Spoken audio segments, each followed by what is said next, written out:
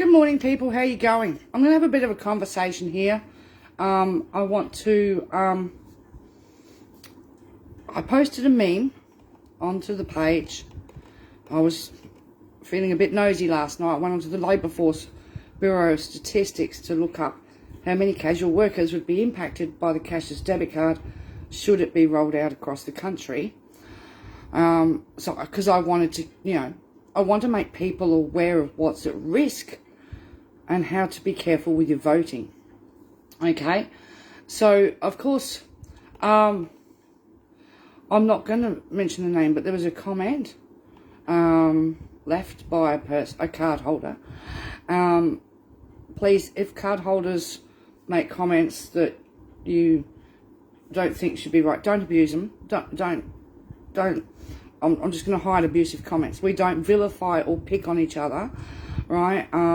Here, especially we don't do it to card holders. Okay, so this particular card holder says Pauline is working her ass off to keep our freedoms, our jobs, our health, and our kids' safety right now. I'd rather stay on this shitty card than be forced,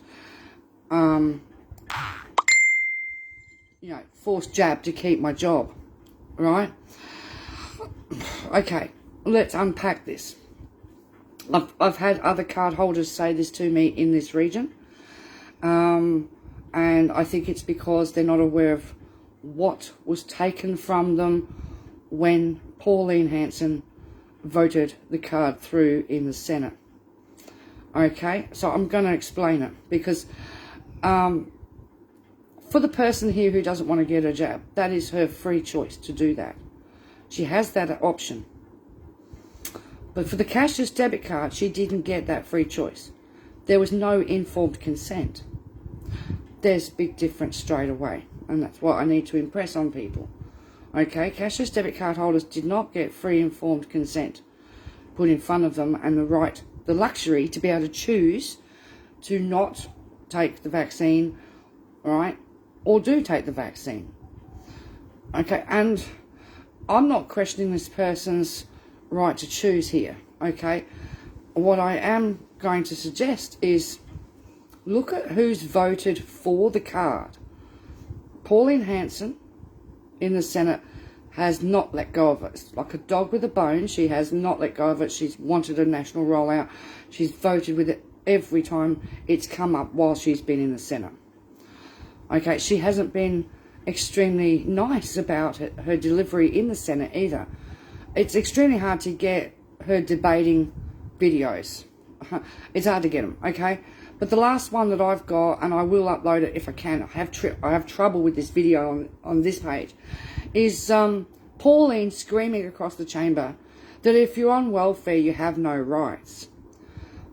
Oddly enough, that's because Pauline has just voted them away, or about to vote them away. So what are these rights? Under the Social Security Act, Protections of Payment, Commonwealth Act, 1991-1999, right? There's a little thing in it, Protections of Payment. That Protections of Payment is a legal protection against a third party coming in and taking over your payment without your consent, okay? And that's the first legal loss of protection that you hit.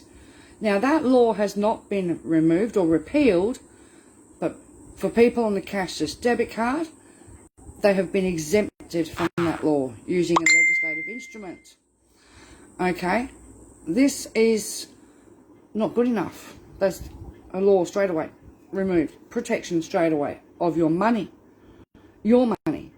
so that Indu can take the 80% and own that 80%. Okay, because there's a little quirk in the Social Security law.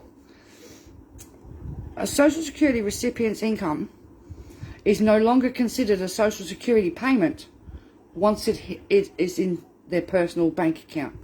It is considered your lawful fiscal worth or your income.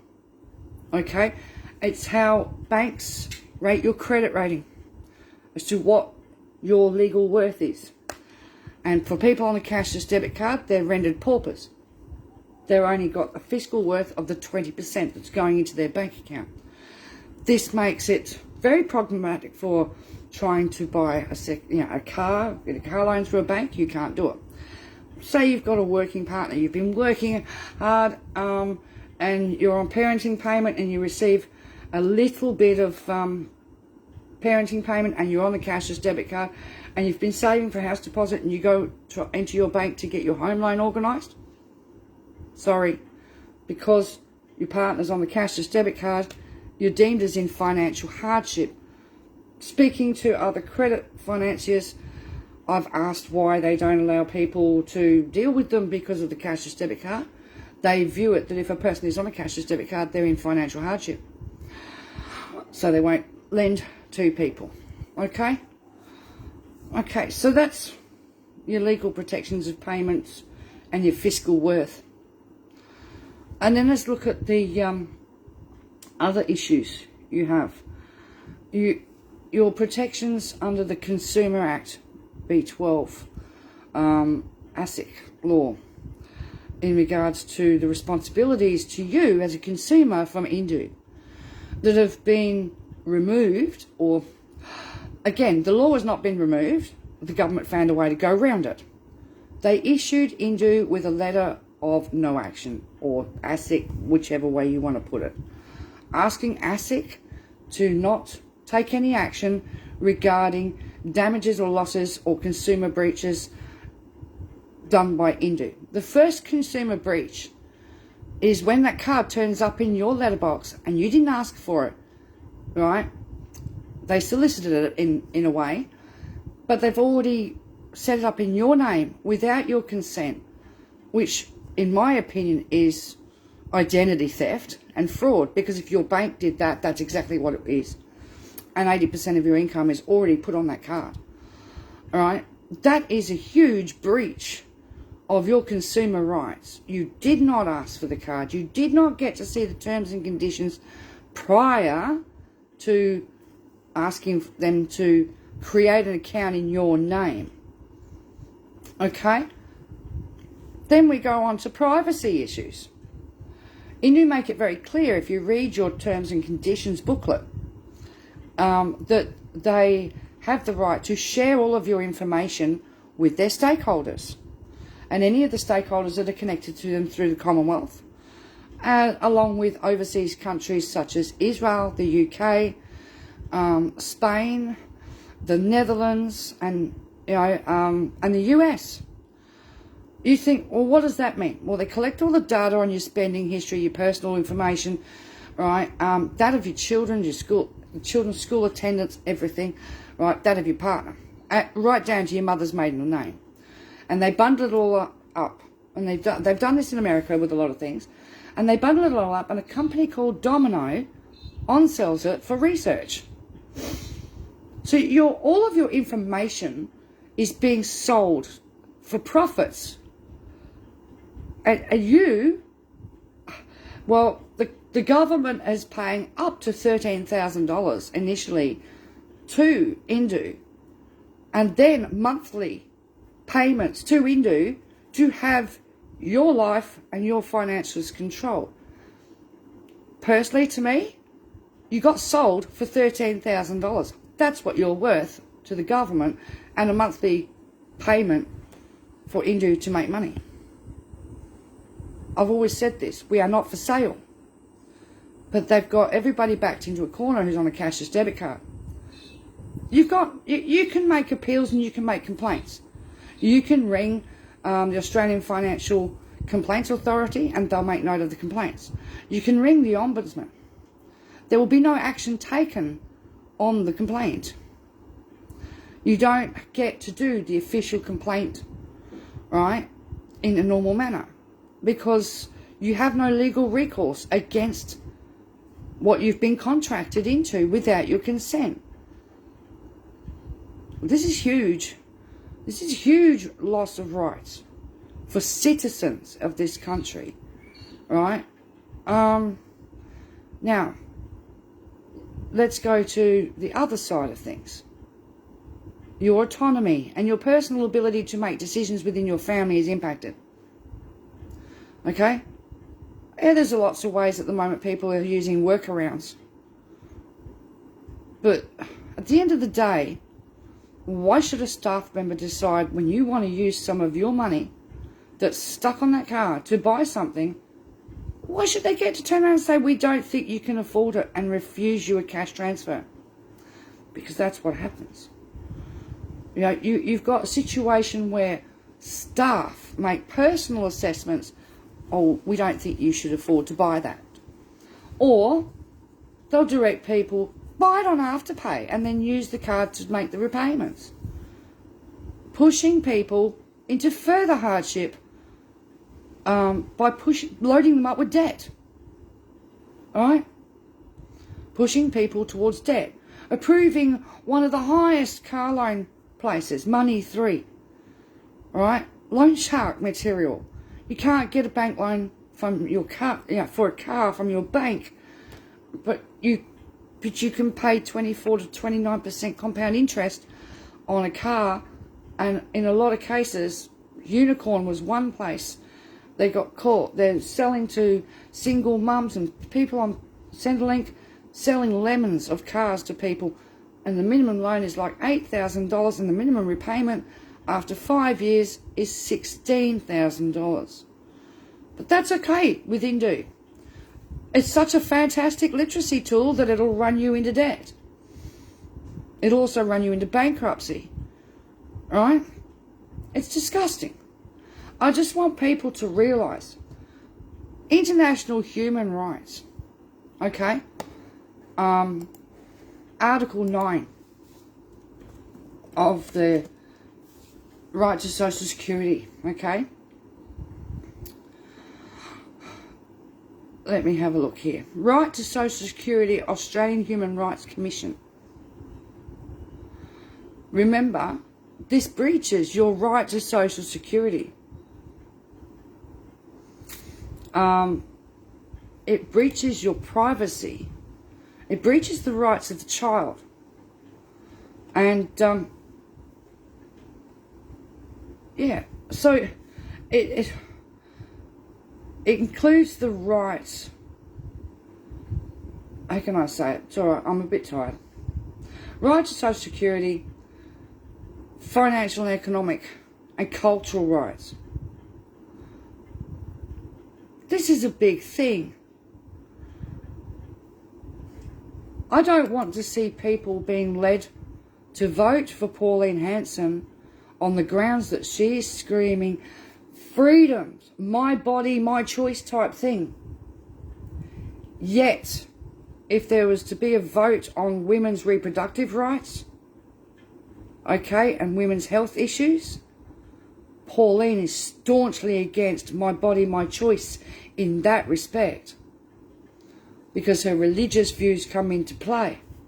So we're looking at extending these things into women's rights being lost. Rights that have been hard fought for many years. The right to choose, the right to have freedom of choice. My body, my choice. Everything that Pauline is about at the moment, and everything that she's voted for in the Parliament, it's not about protecting the rights of Australian citizens. It's not about protecting life. It's not even about protecting a blade of grass. Okay? You can go and look up how Pauline Hanson has voted. And I do, please, please, go and look up how she's voted on how they vote for you.org.au. Okay? And then reconsider where your vote's going to go. If you're one of the people that I see making the comment, I'd rather stay on a shitty card, no one is taking away the right for you to not get vaccinated, right? You've still got that choice. You have the luxury of that choice, right? And whatever consequences come from making that decision, you have that. But voting for Pauline Hanson, right, is risking taking away the real rights in law that have been legislated through the House of Reps, the Senate, assented, and in law away from millions of Australians if the LNP get back in and roll it out nationally. See, at the moment, they've only rolled it out a little bit here and a little bit there, a little bit there. Boiling frog syndrome, whatever you want to call it. Slowly, catchy monkey, whatever phrase you want to apply to it. Okay? They knew that if they tried to roll something out like this on a grand scale, there would be big issues.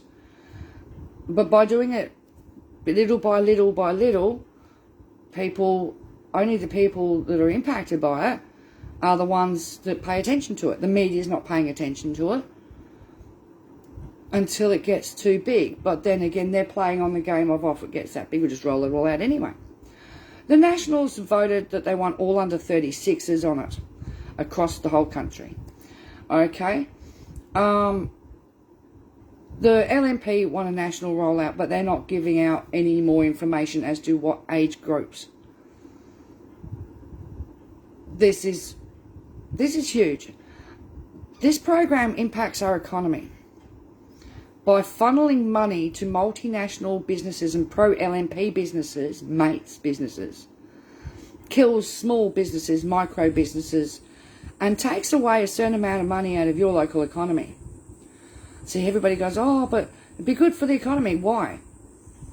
Funneling the money through Coles, Woolworths and Aldi, when they don't pay correct taxes, they screw over our farmers, and they've been caught wage theft with the very casual workers, okay, that would be standing behind their checkout on a cashless debit card.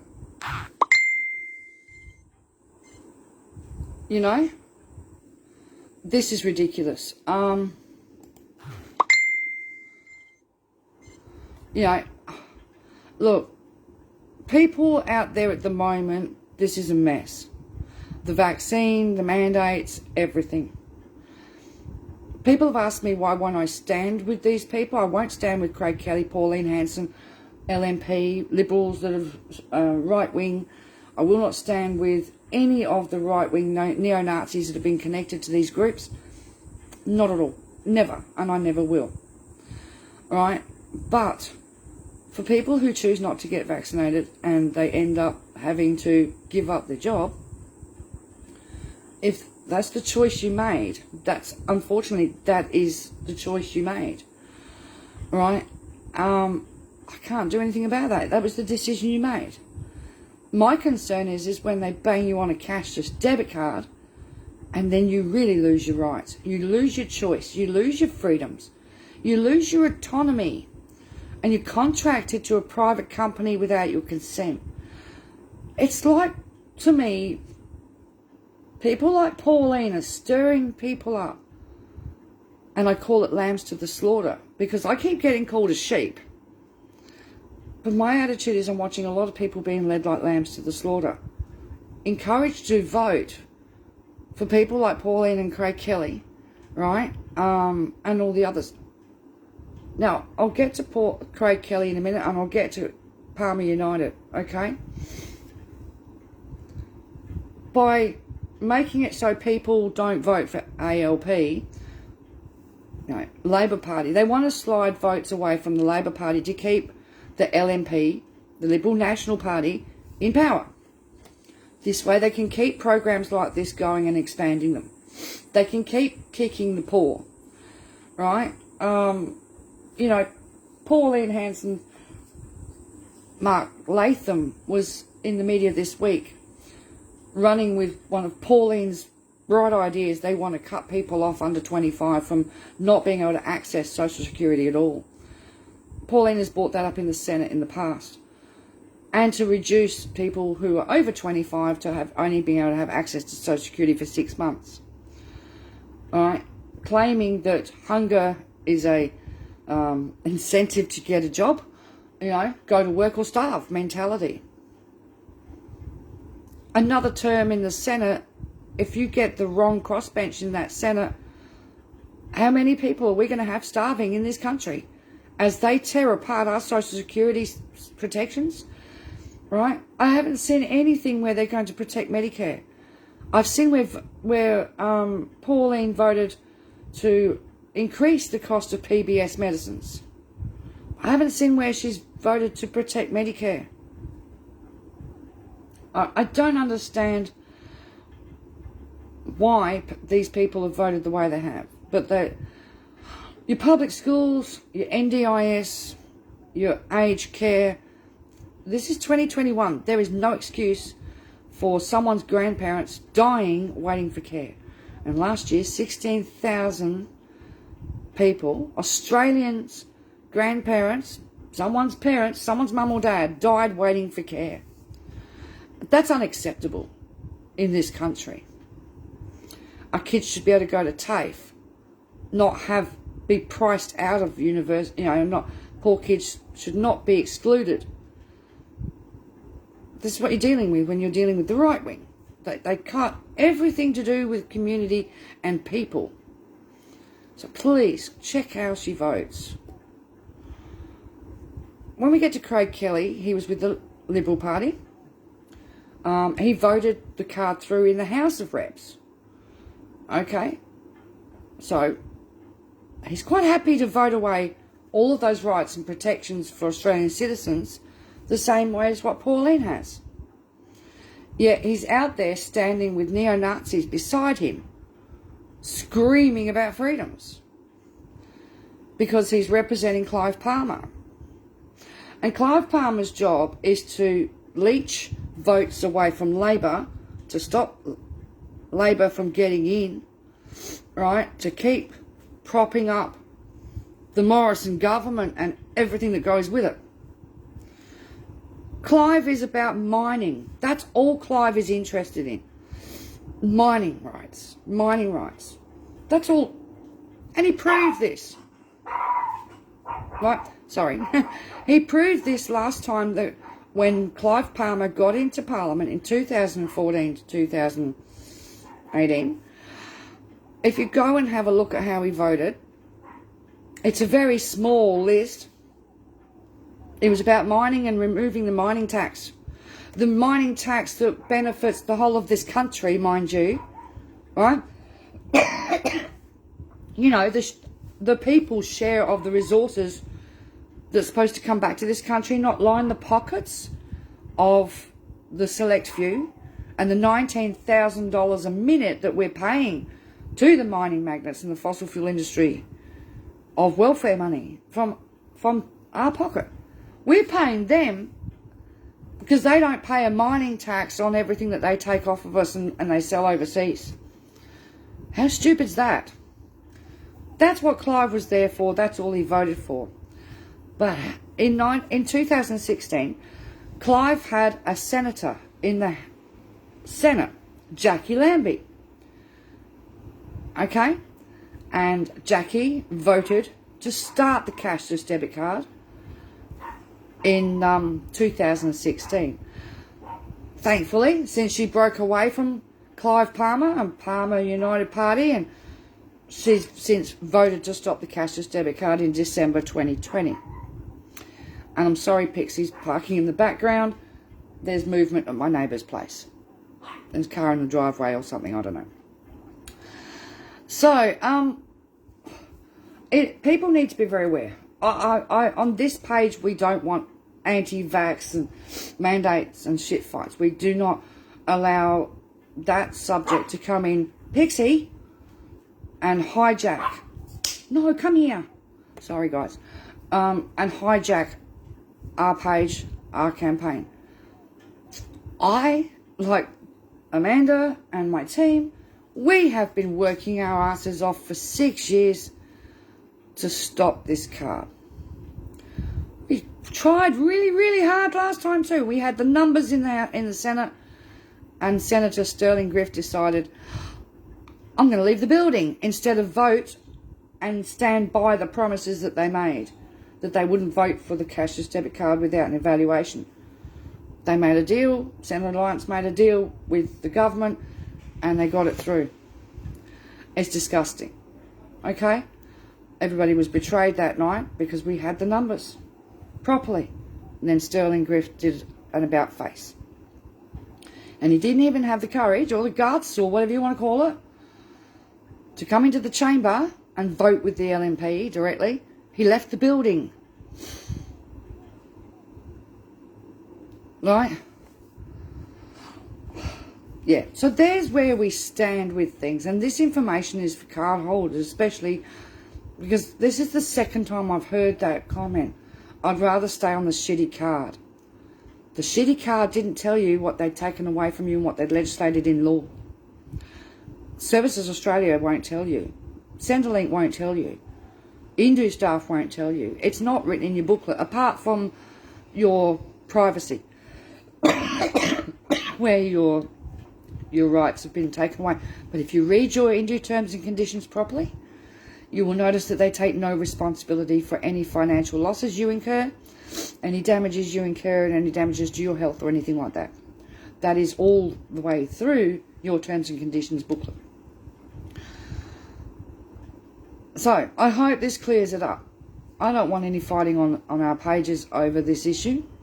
I just want people to be aware. If you choose not to get your vaccine, that's your prerogative. You have the luxury and the freedom and informed consent and all of the information at your fingertips to make that decision. Okay? You have that right to make that choice.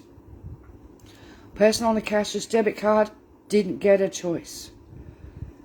Didn't have the luxury of having a choice or having, and was not presented with information to make an informed consent. Was never assessed in regards to their capacity, right, as to whether they needed such an intervention. Nothing. Okay? Criminalised. Oh, and another thing too, your statutory rights. We don't take statutory rights away from convicted prisoners. Why do we take it away from people on the cashless debit card? Now, your statutory rights are your right to remain silent, not incriminate yourself, but you also your non-disclosure rights. The rights for you to turn around and say, oh, well, there's my bank account details, but I've blacked them all out. I've redacted it all because it's none of your business. You can't do that with this mob. Okay? Your right to your privacy is gone. To me, the autonomy, the loss of autonomy, the loss of having the ability to see that when Indu or Services Australia staff deny you something, may it be trying to pay your childcare fees, or you don't have the right rent for them, so they stop you from paying rent. You can't get on a damn bus because you don't have cash. Your kids are missing out that very loss of autonomy where you can't make a damn decision because of these people. And this control impacts on the decisions you make on how you live, where you go, where your kids go, what you do, and what quality of life you have, and what part you play in your community, as in like excluded from community. And then there's the psychological impacts of that on your children and you, of course. We have lost people along the way who have, the term is unalived themselves due to the loss of autonomy, and they just couldn't take it anymore, right?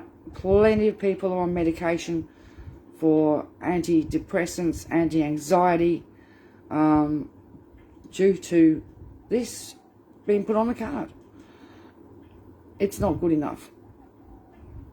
So we try and monitor the page and keep everything as civilised as possible. For card holders that think we didn't fight, we've been fighting for 6 years. We threw everything we could have at it to stop the card. But I can tell you this. In 2016, the Labor Party supported the card. It's now 2021. They don't support the card at all, and they will scrap it if they're elected. They will cancel the Indu contract, and they will repeal the legislation.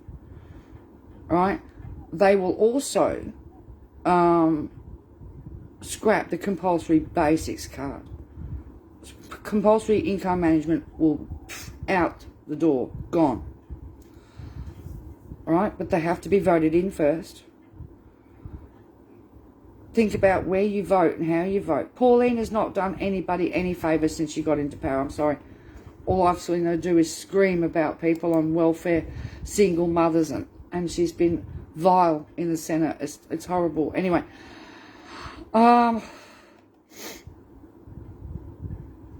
you know, please think. That's all I can say is please think. We've slowed down a national rollout. The plan was to have it nationally rolled out by 2018. They've had 2 goes at trying to make it a permanent program. They haven't succeeded. These are wins in this battle. This is a war. This is not little battles. This is a war. And these are the wins that we've had. The Labor Party is staunchly against the cashless debit card. Right? And we've delayed the national rollout. And they haven't been able to make it permanent twice so far.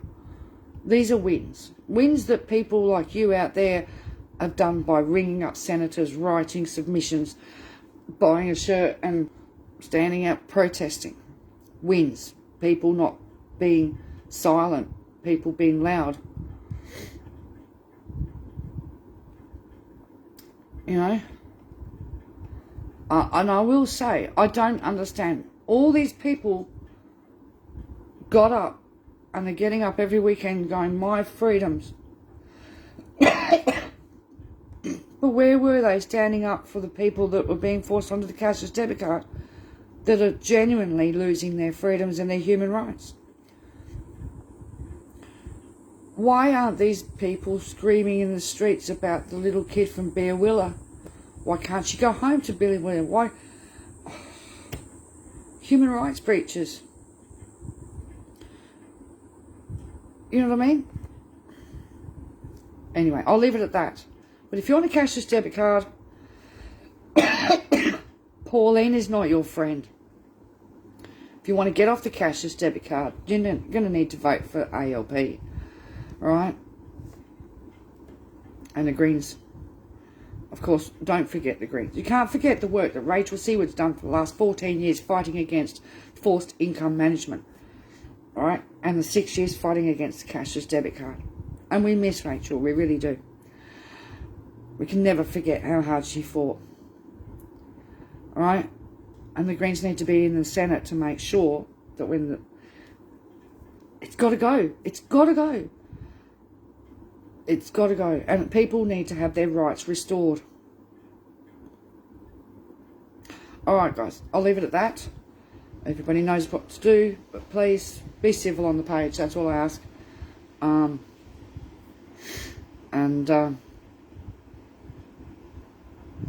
Ron says, go see a doctor, worried about that cough. I'm on blood pressure tablets, mate. They make you cough. Trust me.